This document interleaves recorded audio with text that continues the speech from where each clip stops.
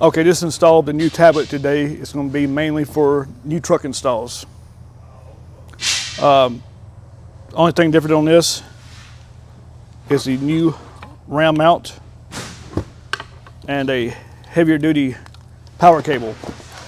And we're going to be using the RP1226 connector for that. And it's going to be a power in the ground. Your power is going to be pin 1 for battery and pin 8 for ground.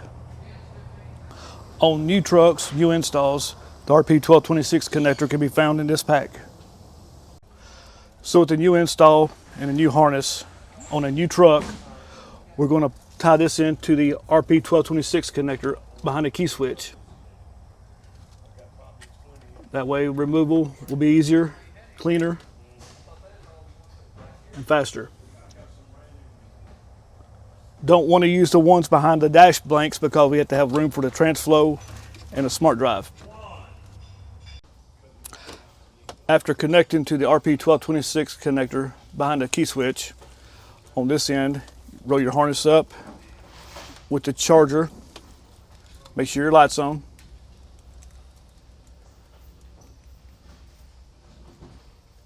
And we're going to put that behind the dash.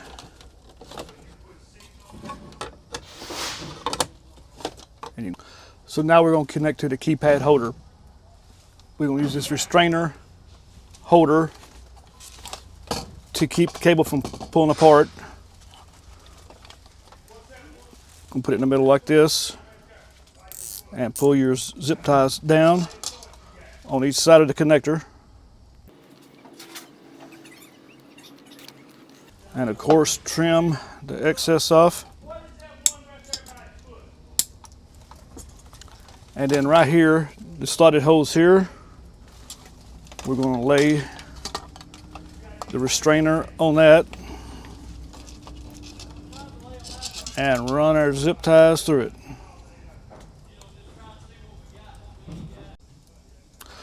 Once we get this zip tied in to the back of the keyboard, you'll loop it through. See the loops on a zip tie look like this. This cable here you want to leave loose, not pulling, putting a strain from the charger, and you don't want it to be pulled tight here neither. Once we get our cable restrainer hooked up, power plug plugged in, check to make sure we're charging, and we're done. So now this is going to be for the trucks already in service with a tablet that we'll be replacing with a new one. For the new people, new guys, we're reconnecting the power for that is right here on the accessory plug. We'll remove the old cable and run our new cable and make our connections with a butt connector right here. And you can see what I got removed to gain access to that. So once the install's done, you're going to flip the tablet over and get the IMEI number and the tablet phone number, along with the truck unit number. And you or your supervisor can activate the tablet in Saudi.